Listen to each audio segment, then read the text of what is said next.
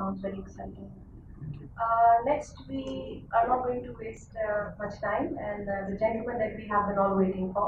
I'll give a quick introduction about Mr. Rafiq Azam. He's the principal architect of Shatoto, an architecture firm based in Dhaka that focuses on architecture of the green living. Formed in 1995, Shatoto intends to underneath the lost history and heritage of Bengal and recreate the missing link of its urban and rural culture. Shatoto also tries to bridge the gap between architectural values and the current crisis of responsible architecture in order to generate conversation among people, communities, and nature of healthy society. Rafiq Azam graduated in 1989 from Bangladesh Engineering University, BUET, Dhaka. His many awards in both art and architecture work include 3 times recipient of World Architecture Community Award in 2008-9, shortlisted in Leading European Architects Forum Award of 09, Emerging Architect of the World by Urban and Land USA 08, AR Emerging Award London in 07, finalist of Al Khan Award for Architecture 04 and 07, Berger Award for Excellent 07, Kenneth F. Brown Asia Pacific Culture and Design Award USA 07, 4 times recipient of South Asian Awards for Architecture. Azam is also visiting faculty at the Department of Architecture, the National University of Singapore, India University, Pakistan, North-South University, University of Pacific, Ashanullah University of Science, Technology, and the list goes on. Azam also lectured extensively around the world at numerous institutions and seminars. So we are really, really excited to have him here with us, and it's an honor to be standing next to him.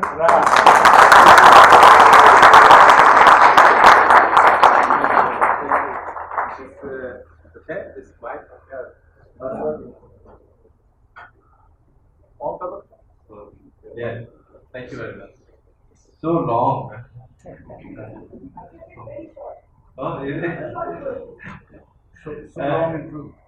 Thank you very much. It's a great honor to be here, and the people really at the Institute of Architects of Pakistan and the chapter, Rawalpindi-Islamabad chapter. All my good friends are here. I can see Jahangir Bhai is there looking at me, smiling, and my very favorite and wonderful architect Sohail Abbasi Sahib is here, and his handsome son is also here, and Fawad and other Fawad and Leena. All people are here, very close to me, and other people all. Assalamu alaikum and good evening. I quickly go to my thing. Jawaharlal Nehru Memorial Gold Medal for my painting. And the whole idea was that I didn't know what is architecture. I wanted to be an artist basically. And then I came to know my father is not interested.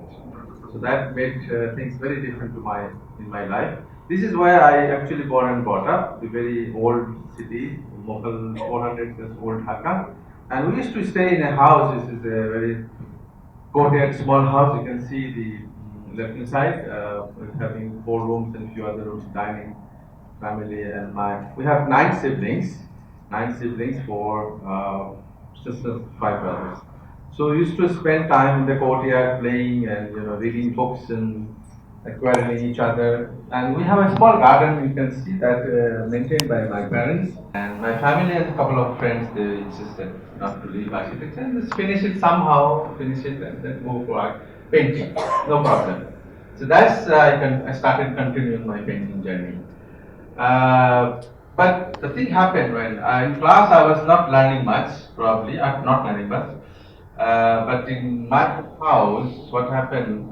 They all decided that we need a new house because this house is leaking. This house is small, 9 siblings, no accommodation proper. So we were thinking of dismantling the house and making a new house. Then we went to an architect. No question, I am designing the house. It's impossible. I'm a very poor student, And only 3rd year that I promoted to 3rd year. So I learned from architecture from my mother. I used to say, because when we discussing the first plan from the architect, and my mother says the thing I always remember, all my life I've been remembering. She says that where is my courtyard? Where is my garden?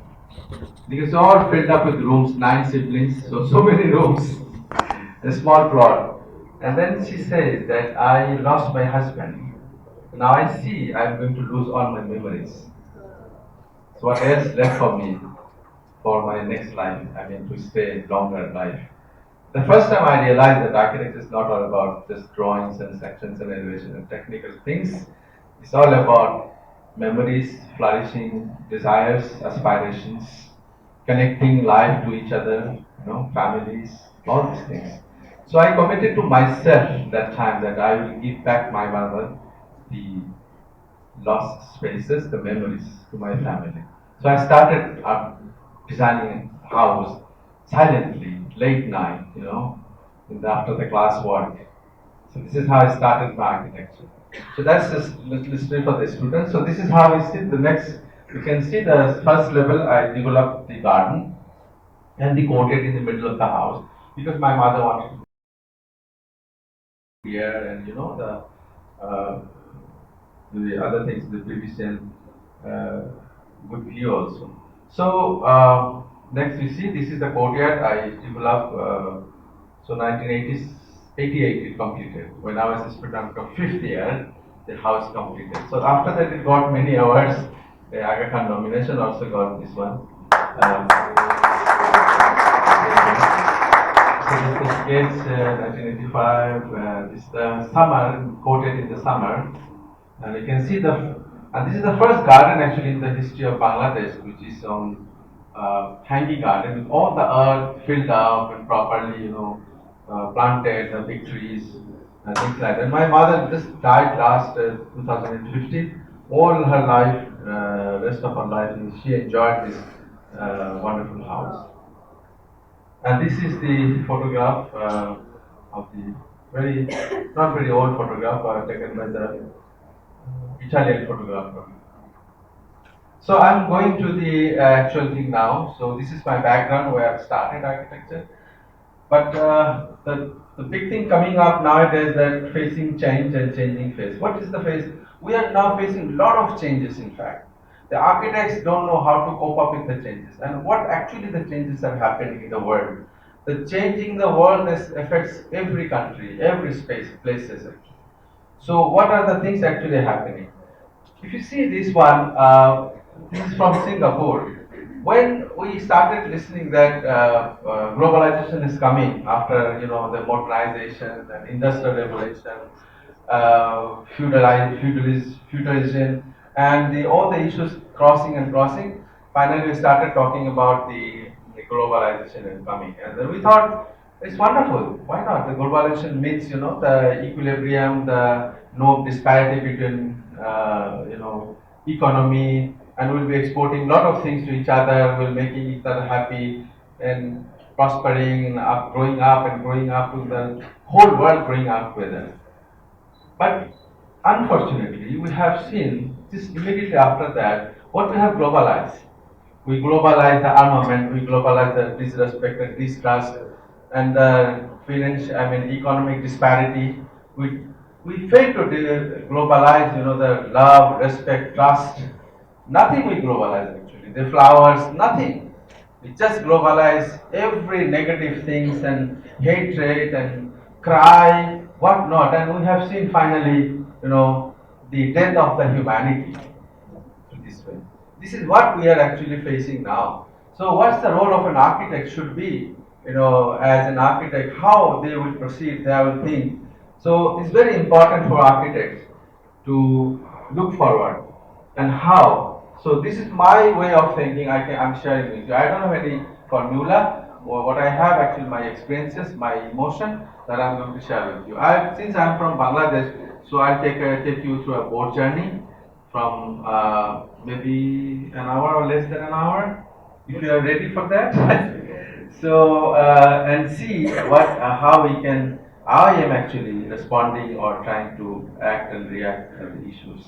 One of my very favorite person, artist, philosopher, Mustafa Manwari from our country, he says one day that architecture is something like watercolor painting. I asked him how. He says, look, watercolor painting is something very transparent. You see one color, then another color, then another color. And finally you see the paper, where you have drawn the painting. You see everything layer after layer. So if you don't see the land basically, then it's no more watercolor painting. You have to see the ground, you have to see the basis. So that is beauty of watercolor. When you loose architecture like this way, you don't see the ground, so you actually are not doing architecture. So this is important for us, I think, to understand the land where you are actually working. I'm from Bangladesh, so I was looking at my own map, how Bangladesh is doing. Bangladesh is absolutely 50% tropical country and 50% not tropical. And you see the position is Bangladesh is in between threshold, in between both tropical and non-tropical, and tropic of Cancer is going through Bangladesh. When something is very, very in between, so that is fragile and vulnerable. For example, the twilight, you see, is in between day and night, and it's in between, it's connecting and also is dividing the two different things. And that's why it is very, very fragile and very vulnerable. And like dawn or like a seashore, you see, is connecting and disconnecting the land and water. And this never happens everywhere. It's somewhere, some special places, and there are very few actually, and they are very, very vulnerable in fact. So Bangladesh is actually a very, very vulnerable country, This is storm, is flood, is everything is happening. But people don't know how beautiful this country is actually. These are the most beautiful things are countries happening because we are dialoguing with the nature on and on, on and on. Who else is dialoguing with the nature so fast and so, in a fashion? If you see that Bangladesh, the when the Himalayas, melting the ices caps, and the water coming from the top north and going through Bangladesh and then Bay of Bengal, and then immediately after that, when the rain starts coming, is coming from diagonally the lower part, south and west. For example, Kerala, the Kovalam beach, they started exactly. It should be, it should be. Now things are changing. The Kovalam beach started pouring the rain, and then it's going through 3,000 millimeter rain, then going through Bangladesh 2,000, and then Sylhet, part of Bangladesh, upper side to 3,500, and the Cherrapunji is ending up the whole rain is 12,000 millimeters. So if you look at the landscape, the movement of the water like a music, it goes and ups and down and ups and down like a musical story and ends up somewhere. And they start collecting water and coming back the next year from the same position. And from the water top is crisscrossing Bangladesh. So Bangladesh is a place where all the water, beautiful water, is coming down and collecting. We are collecting the water. So it's a land of water. So that's why we talked about our lot on board. So how it comes actually, the poetry. Bangladesh is the largest delta on earth, having more than 50 major river channels, carrying water from Himalayas in an intricate pattern. And through Bangladesh is going to Bay of Bengal. And that's why I used to say Bangladesh is a country of not toil actually. Bangladesh is a country of poetry. How the poetry comes when its rain comes, the monsoon comes, it inundates 2/3 of the country's land. Depicting water is the major element of landscape. And after just 2 months, when water starts receding water gradually, and whole landscape transform into large patches of paddy field and then dancing with the winds. And that's why I do watercolor painting. Obviously, this is not extraordinary something. This is part of our life. And poetry goes on when the harvest field comes up, and then you see I'm interested to collect this color from the harvest field into my architecture drawing, and our thousands of years of old memories, and this translation of the memories, and the midday sun downing and downing and downing and stretching its last light to twilight. After the dark night, when the first light comes and touch the land and the water, it turns into watercolor again. Watercolor turns into architecture. Architecture touched by the light is actually touching our soul.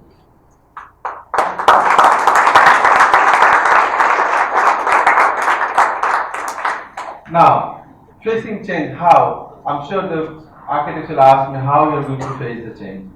I'll just cite an example, I'll try to go very fast. This is a lecture I just gave a couple of cities in India. So I have not edited anything here. So I try to make it as short as possible. It was a little bit more than an hour. So it's one house I'll connect with you. This is the middle of the Dhaka, where trees are is really going off gradually. We're really struggling on that. This is the land you see. There's a road, there's a lot of trees there. In front of the land, we have a couple of trees, and the other side is the women sports complex, which is quite green. And you see 49 units apartment looking at our side, and other low story going to be high story very soon. So my client was really worried about how I'm going to ensure the PDC. So what I thought about actually, we studied the sunpat diagram, we studied the wind flow, and we found that if you put a 15 feet wide function, which I call living wall, like Mughal used to do, the peripheral wall, thick wall with soldiers used to support, stay there for the first protection. This is something like the first protection. The 15 feet wide, all the facilities below, and upper is going garden and garden. As goes out is garden and garden. And the whole house is like a L shape, actually creating the three issues we resolve here. One is the context, another is the typology. Having the courtyard in the middle of the house, we achieve that through the way, studying all the climatical issue, and the climatology. So context, typology, and climatology achieved through this design, through the understanding. So this is the plan of the house. Just quickly go through it. Because I'm not interested in these houses now. I'm interested in public projects. This is the you see the house now. In the middle of the Dhaka is completely green. It's succumbed by the invaded by the landscape, which I really like to say. I love the word invaded by the landscape. You know? And this is the house from the courtyard. You see all the upper floors that I learned from my mother's house, the garden, upper floors. So now I am becoming retired. This is that small water court, the room for the rain, the collected rain water here, and the upper floor you see the lot of plantation over there. That is anger reduction room. There is a rain room and the anger reduction room. And anger reduction room, I'll show you later on that how we implemented the anger reduction room in the city actually. We lost it historically in our country. We have a lot of anger reduction room in almost each houses in the villages because that is very important sociologically. If you are really angry, everyone becomes angry. You have to have some place, and you go out of your house, you go to that place, and you think somebody going and asking you come back. You negotiate, you learn how to negotiate, and you come back. This is how a society runs actually. We forgot all those things. We are all angry and we don't have any space to exhaust. City needs beautiful angry spaces, anger reduction spaces also. So we designed like that, this one. And you can see this is from the, even the family space, the lower, that's a family space. In our country, family space doesn't mean we see only TVs. It's something you come out and you put your feet into the water in the summer, you enjoy your time. That's the family space actually, not the inside a room is the family space. So from the family space, you can see the water body and you see the Mughal walls coming or the gardens coming. We don't see 49 windows actually. Rather, we are showing beautiful garden to the 49 windows. Now the neighbors are also happy seeing a beautiful trees and gardens they can see from their windows. And we are also achieve the PVC. This is how we will design win-win situation we can create through architecture. This is very, very important. And from the anger reduction room, you see the Ficus Benjamina. Yesterday I had a talk with Samina. I can see she's here. Hi, Samina. Samina had a talk and she was really worried about this Benjamina. Ficus Benjamina is going to ruin your house. I was telling her, trying to tell her that no, Ficus Benjamin is not a lion, not a tiger, it's like a goat.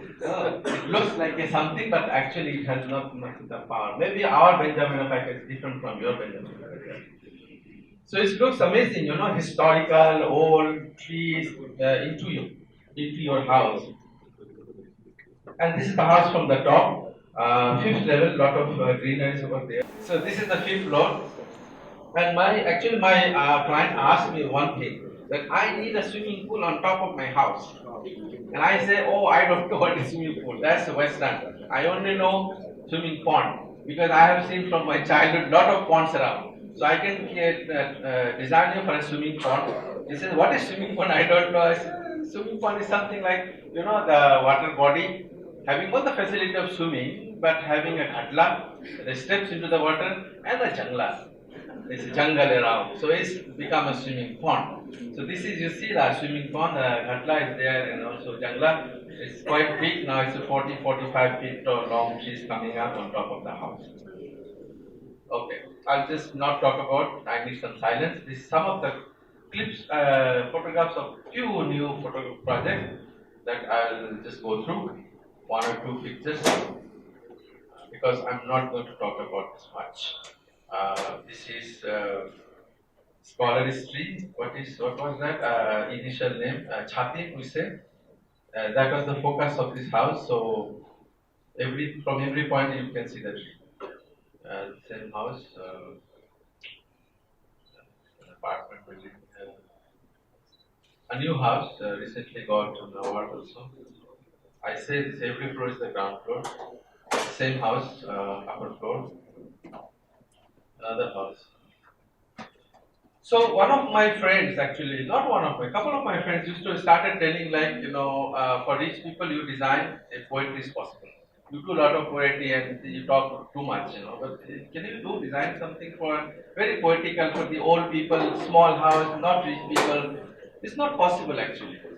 So I started thinking, yes, it's true. I should explore that. It's possible or not?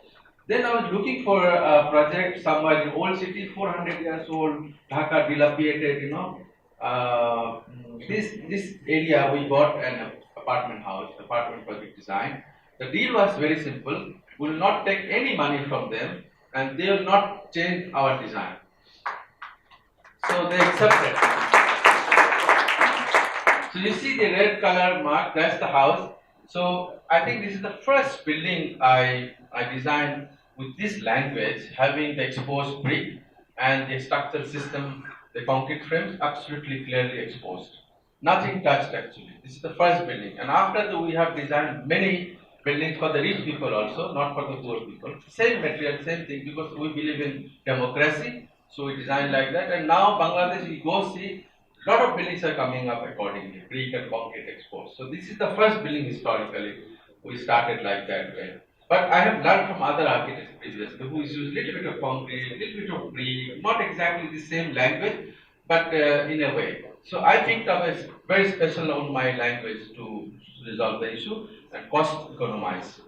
So this is the rooftop you see around, very dense. Old city is very interesting. They actually share everything. You don't have to ask, you know. If somebody dies, they will come. All they come. You know, if you need some salt, you need some rice, you need some anything, you know, they will lend you. You ask them, they will give you. And in new city is absolutely reverse. Nobody knows who's neighbor actually. So this is the beautiful thing. So I thought, okay, why not we share all the beautiful spaces? So we created this house, very simple house, 2,800 square feet land area, and probably house size is 600, 450, and 700 square feet. Very small, three houses each floor, and 14 apartments together, walk up 5-story. But the magic is basically it has 12 gardens, and each and every family is having their own garden here. If one to two families not having the garden, they're actually overviewing the neighbor's garden. So this is how they're sharing all the beautiful good things and the air going through their houses, through the garden to the other houses.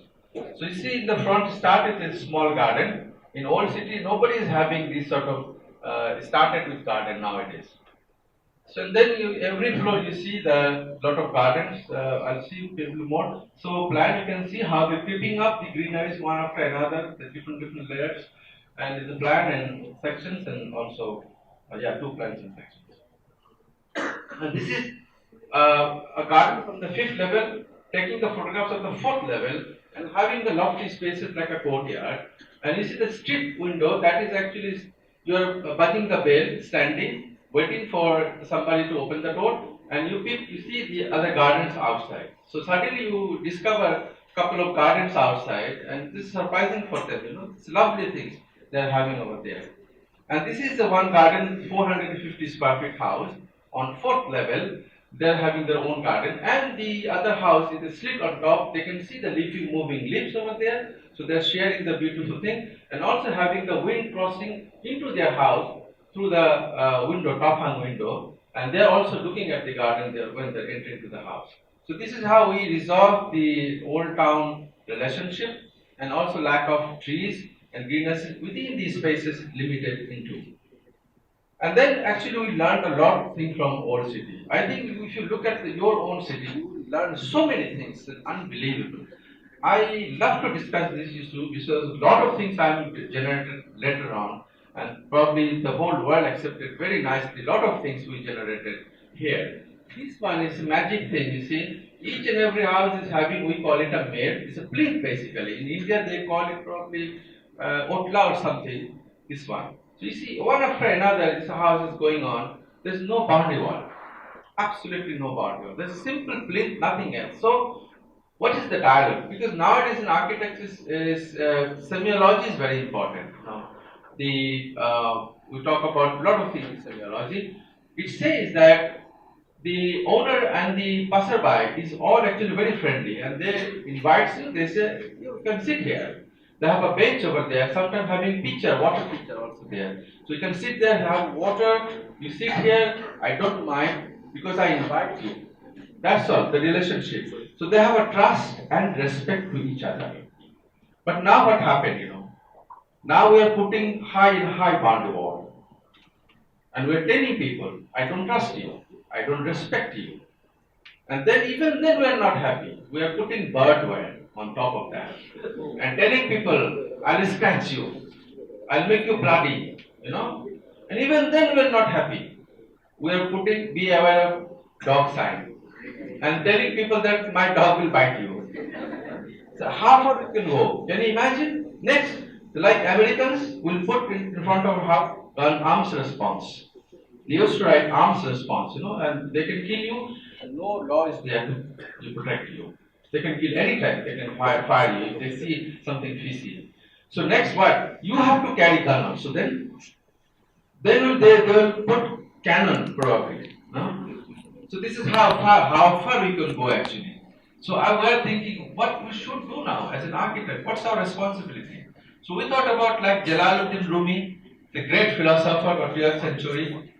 He says that yesterday I was clever. I wanted to change the world. Now today I am wise. I am changing myself.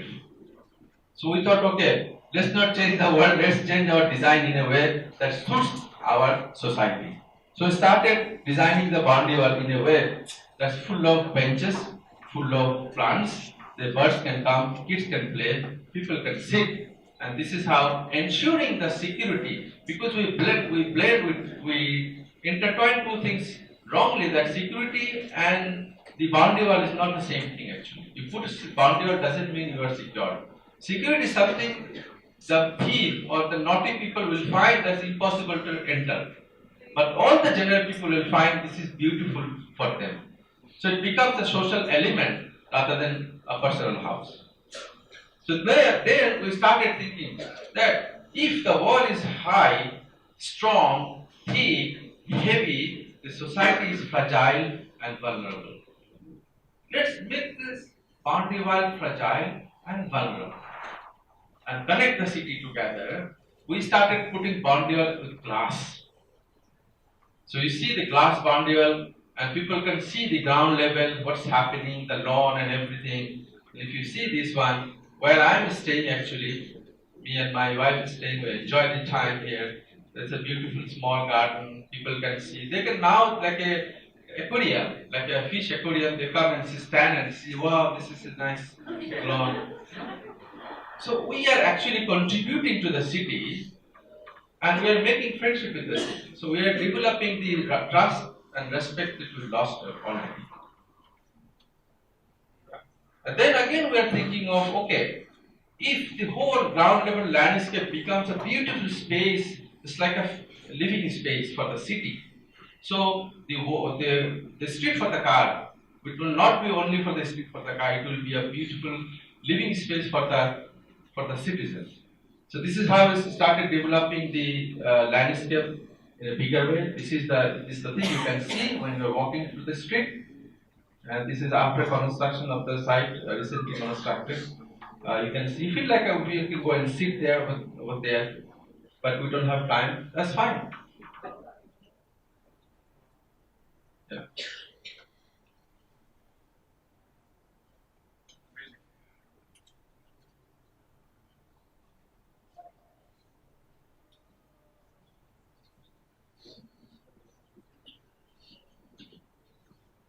This is this award project.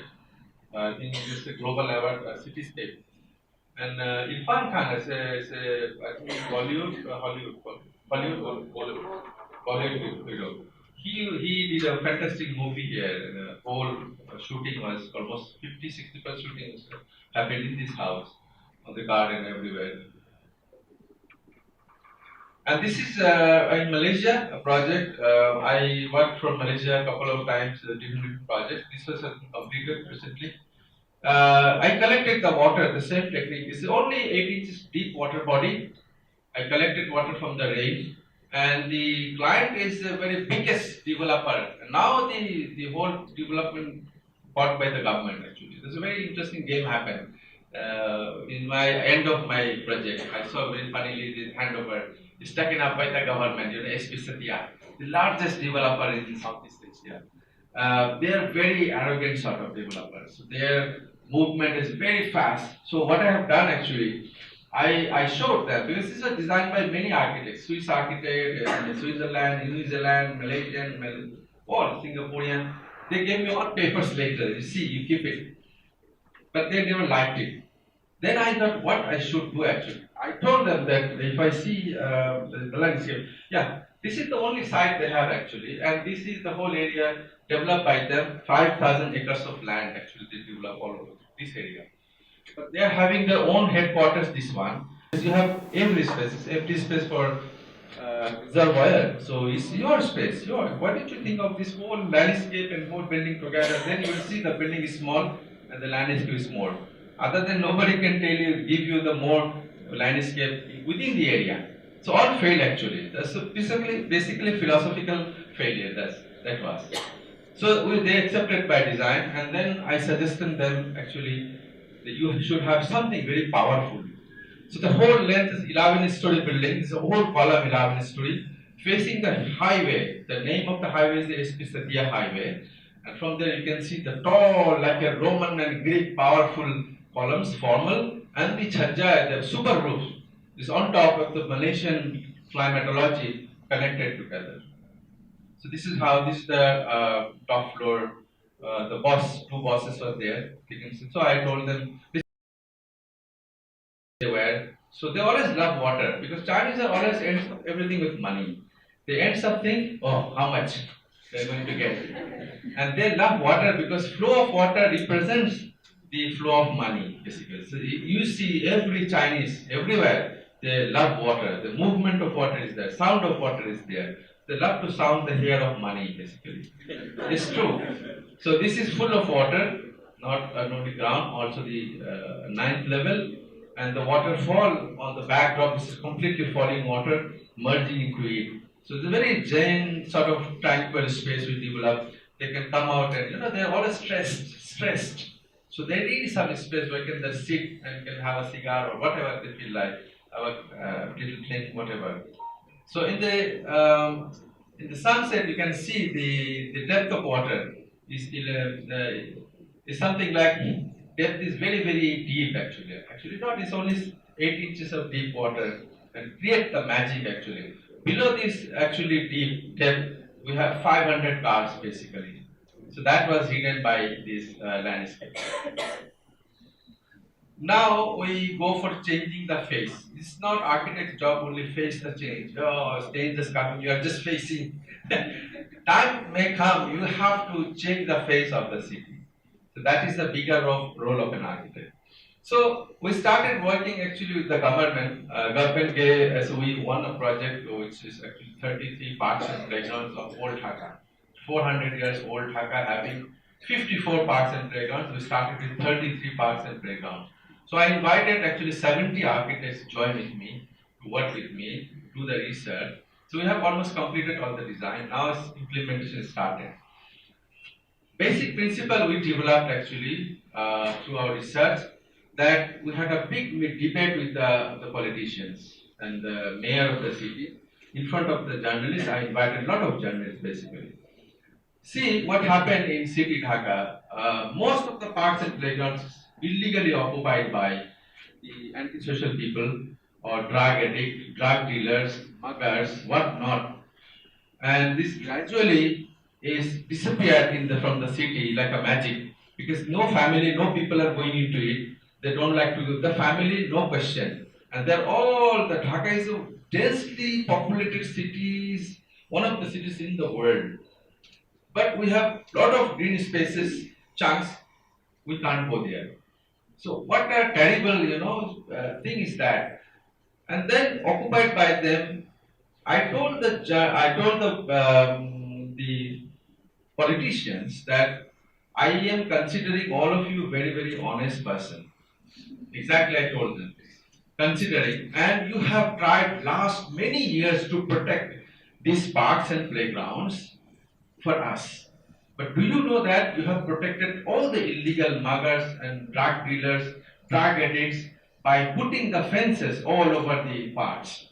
When the fence is there, all the barbed wire and the spiking things, and the gate and the lock and everything written from 9 a.m. to 9 p.m., 6 p.m. open, and Rex is closed. And when it's closed, actually, it's occupied by all of them. And then morning you don't go, you go and see, you come back. So gradually you dezone the spaces. You dezone the spaces, and it becomes a den of all the antisocial elements. So it's disappeared from the city. And you try to protect them. Actually, you protected all the illegal elements. So they were surprised. Then what needs to be done? First thing, you have to remove all the boundary wall. My old-fashioned, philosophy from the old town. You remove all the boundary wall. Once the boundary wall is there, it generates a lot of issues. First, outside, the walkway, the footpath will be occupied by the hawkers, because they have something to nail, something to hook, something to hang, and they will occupy the front space. And then the backside, you don't see what's happening, and occupied by the all illegal people. So it instigates all of illegal issues. If there is a barrier, you remove the barrier. You can see from here to there actually. And you can go through from any portion to any portion, through the Maidan, through the park, through the playground. So the park should not be a destination for a city now only. It should be also a way to the destination. So I want to go to the other side of my office, other side of the shops. I want to go through the park, having more oxygen, through under the tree, shaded tree. I enjoy my life. I am crossing the area, rather than struggling with the motorbikes and all the vehicles and lot of people together. So we can change the city in a way. So we started working this park, Osmani Udan. You can see, if you closely see, look at the design. It's all round and round and round. And I always remember the rhymes of the children's rhyme. The bus goes all the round and round, round and round. So we don't have time to go into the park and roam around, round and round. No, I'd like to go to the park. One issue, maybe I can roam around, of course, and another issue, I can go through the park to the other parts of the city. So I should have the opening here and there, all through open. I can go through. So my eyes, all the 1,000 people eyes will be the surveillance camera, and it will be under control then. So we identify, look at this boundary wall. This side is the park. You don't know even there is a park. So what a pathetic scenario is this? You don't know even you have a park in the city. And then you see the park trees, you can see there is a boundary wall. You can't see the park below, and it's all occupied by the hawkers. And then you can't walk there. And there are private cars and the taxis are occupying the street first lane. You can't walk through the street even, so the people are walking in the middle of the road. This is how funny. This is happening. And the beautiful park inside, which is like 75 bighas of land, almost like 25 acres of land, empty, full of trees. 1,000 trees we calculated. Nobody going into it. So this is sarcastic. And then you see, they talk about security. What security is this, Everything is there. This is empty. When this is funny. This is sarcastic. This is a joke in a city. Nobody cares. They're spending money every year, correcting it, putting grass, putting here and there, benches and all gone. Because people don't like it. People don't love it. Once you don't love it, you will not take care of it. So we started thinking in a different way. And you see when the water, you heard probably, when the rain comes, it's a pain. Rain is a pain. All the road flooded. Most of the road flooded. Car cannot go. Traffic jam. People are really doing accidents happening. Everything is happening. But where the water should be in the tank is empty. So all the funny things happen. So we thought of that. No, if you see that when the water is not coming up, we can go close to the water. The history says so. The step well. So there is a water. We can go nicely close to the water. We can sit down. We can celebrate the water. Now we are afraid of water. When rain comes, we are all afraid. Oh God, what will happen? Who knows? But we forgot celebration. And we have history, 1,000 years of history. You can use beautiful walkways, bricks, ups and downs, ramps. So we have just connected, from this whole area, the city corporation head office, my client, and the secretariat, the biggest building of the government, the other side. People can't go there. So we just connected this straight, the esplanade, the promenade to connect, and people go through. So later on we changed the direction a little bit because we don't want to cut the trees. A lot of trees are there. So this diagonally, people love to walk diagonally, shortcut. So we decided the shortcut. And we have two water bodies. One is very narrow one, which increases this one, the whole water body.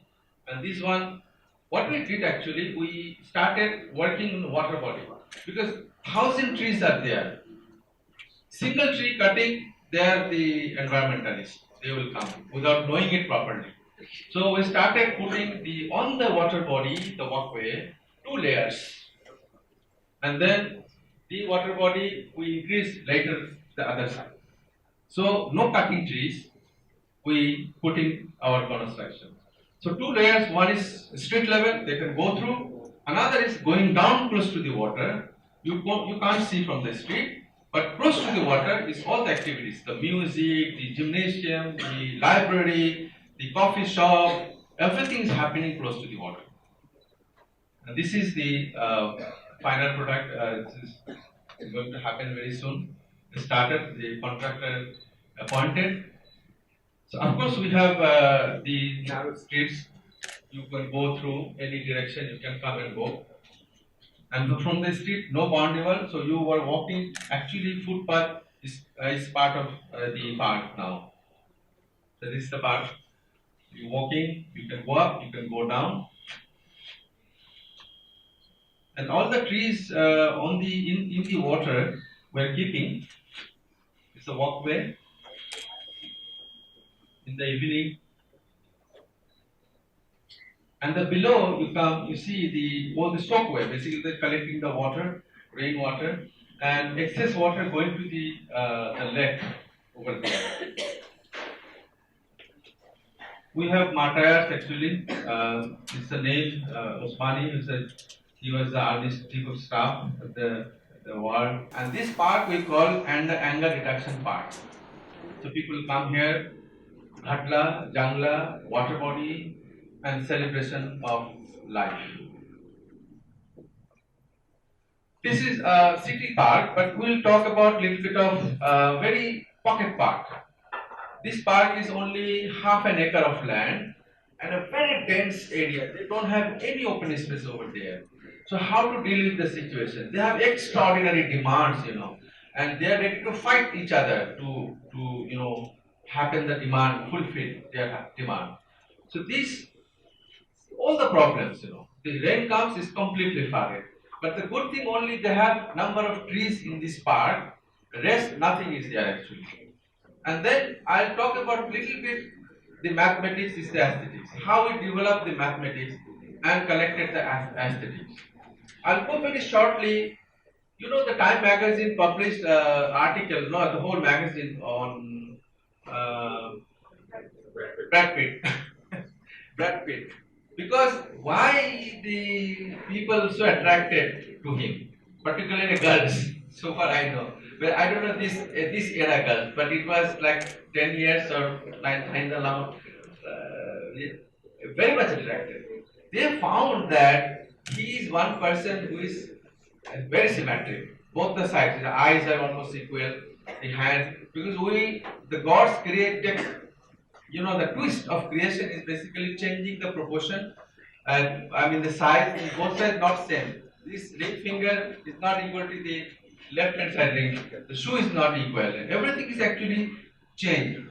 So scientists, philosophers, they say aesthetics is mathematics because the person who is having almost equal, who is having equal, they are more beautiful. And also the mathematics is the golden ratio. This one, 1 plus root over 5 divided by 2 equal 1.618.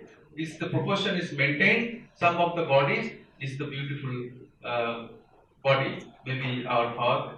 Can you check it out?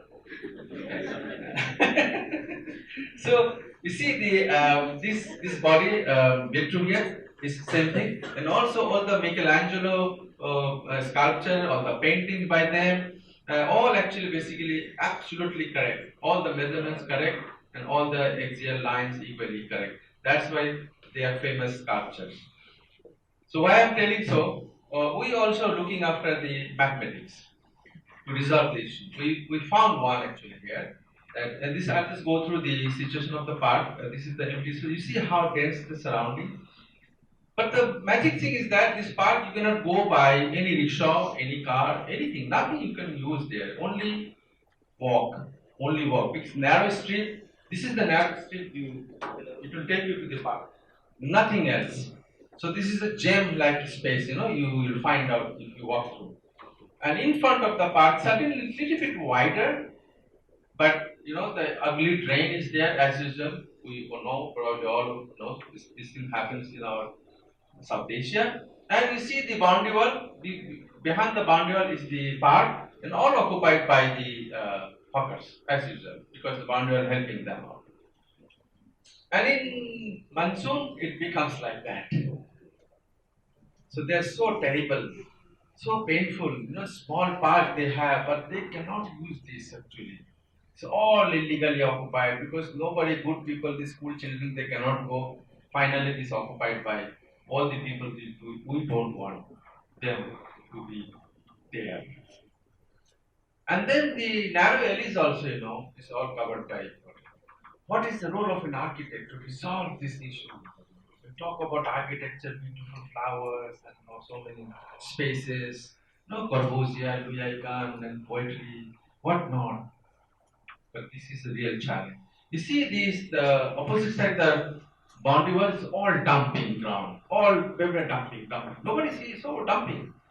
And this guy, I interviewed this guy, who's guarding this baby because he is worried because few days back the kids are playing with the cricket ball, not the kids actually, adolescents. They used to come and play whatever possible.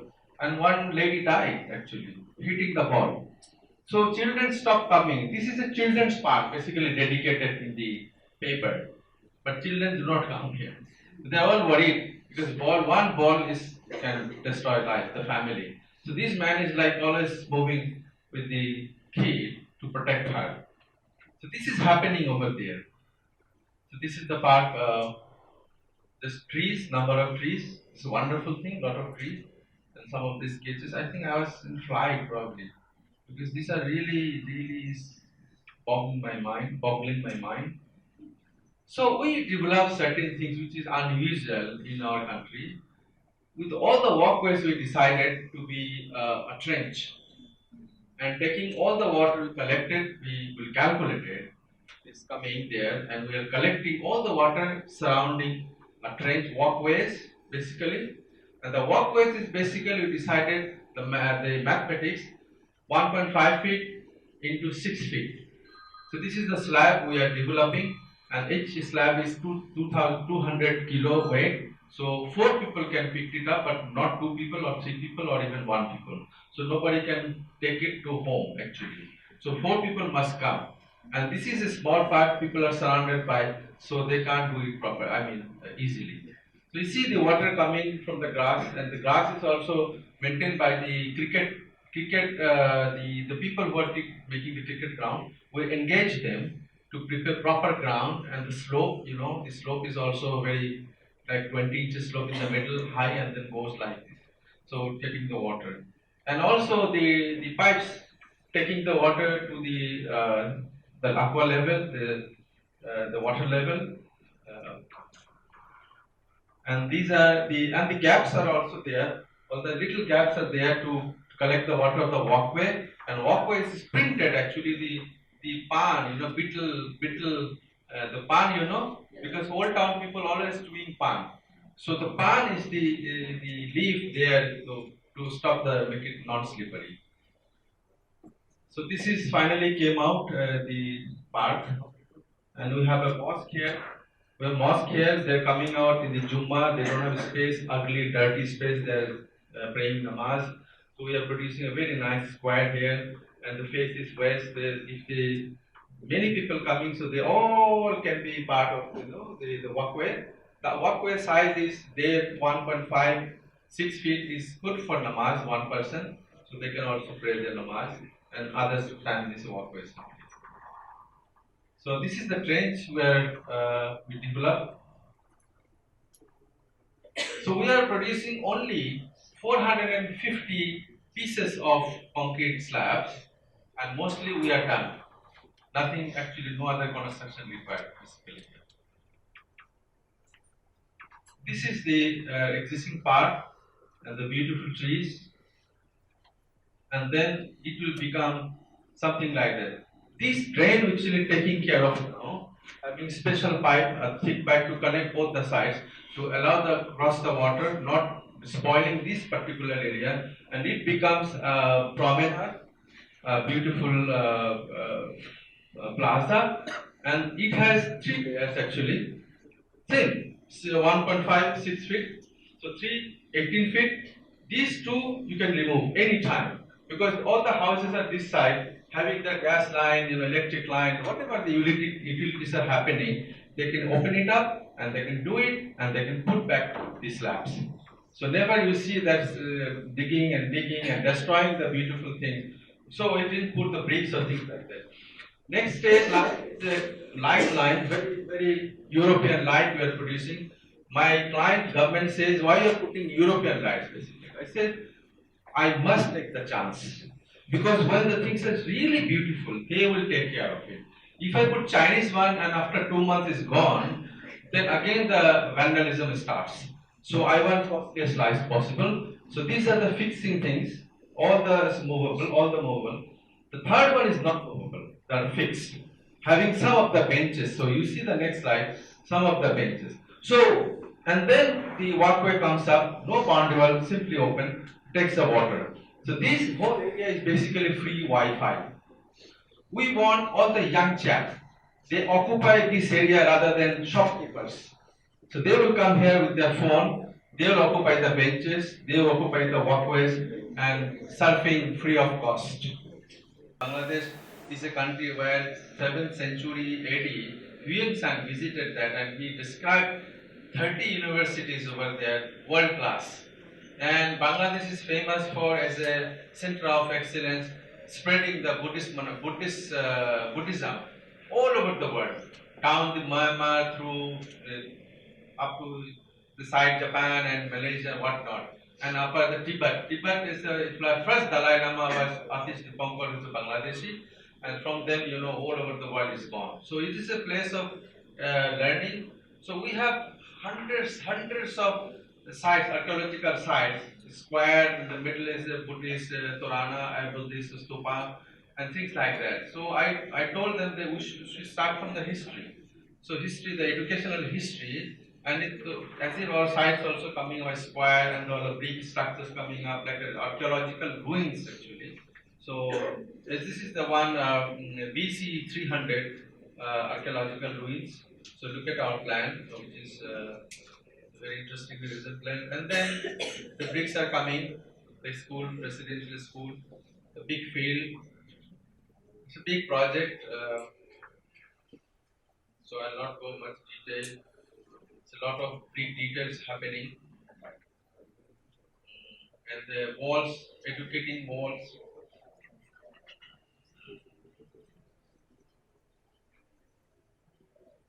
So okay, I go quickly.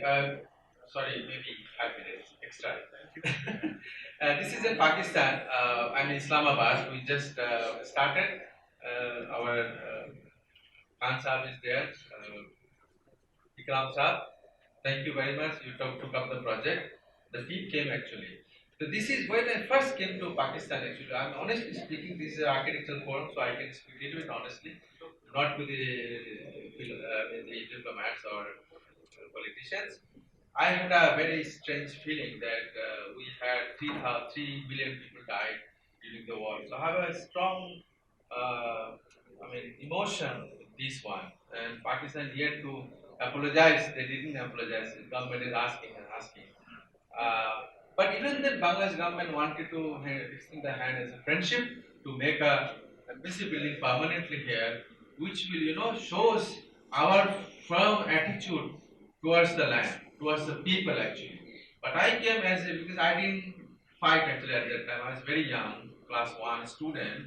I thought this is my world now. I go to Pakistan and build a nice building and show them that we are really doing good. Bangladesh is doing good. But when I came here, I met a lot of people actually in Karachi. Ijaz helped me a lot. He is a partner of mine here. And all the people like them, Jahangir Bhai and Sohail Bhai, amazing.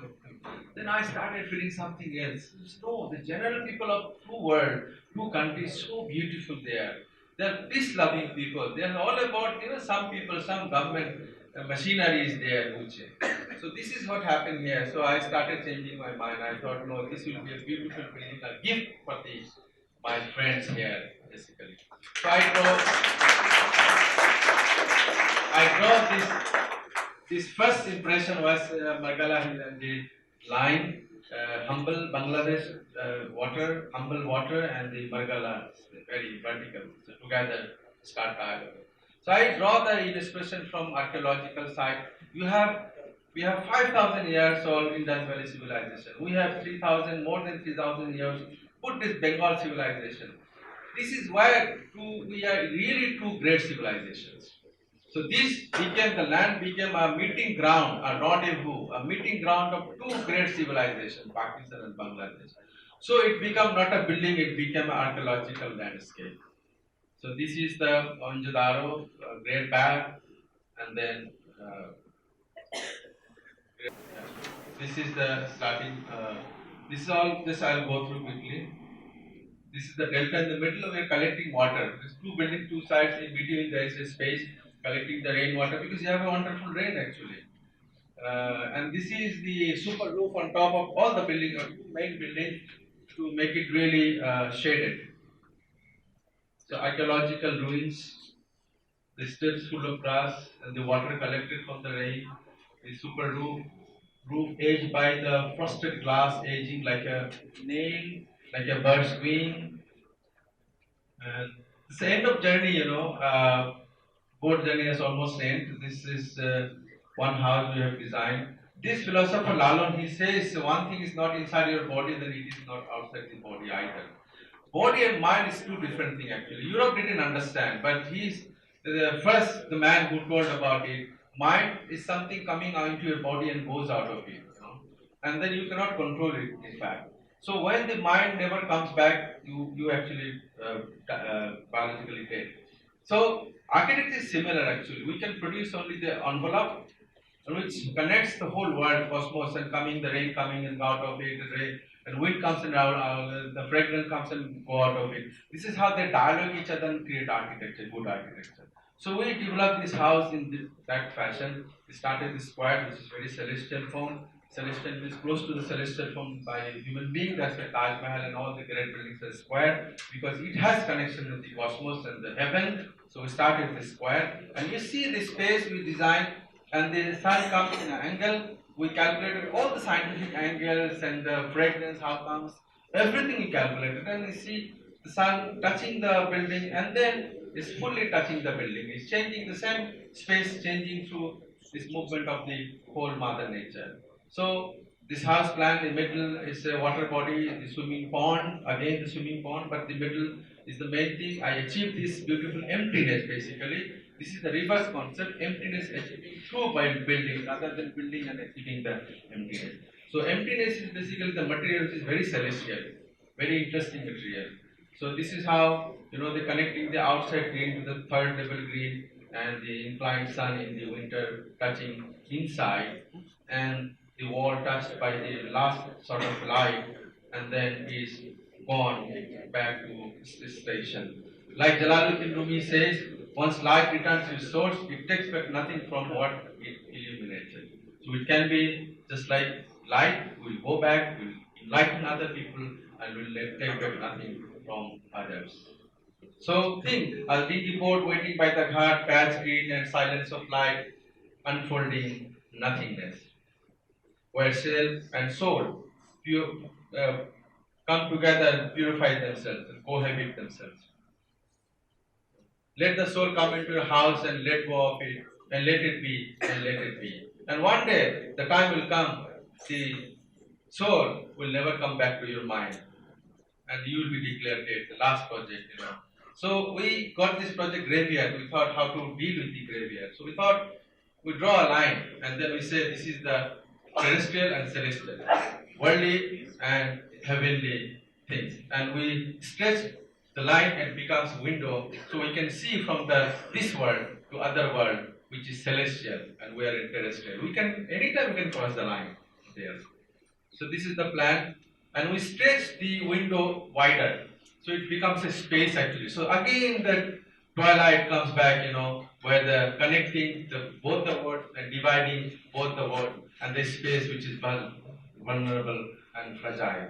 We can go there and sit there. This is the area. I did the watercolor and I lost the photograph. I don't know why. Okay, anyway. And this is the window you see from the terrestrial. We can see the peaceful, green, heavenly, celestial space. And you can go there, you can sit and think. And it is in the morning, one sort of light coming and touching it, and the evening, twilight, it's there. And the late night is also there and waiting for us actually. And if you go there, you sit there, you can think silently who you are, what you have done, and what needs to be done actually. And think silently and silently. Because Jalaluddin Rumi says, silence is the language of God. Rest all are poor translations. Thank you very much.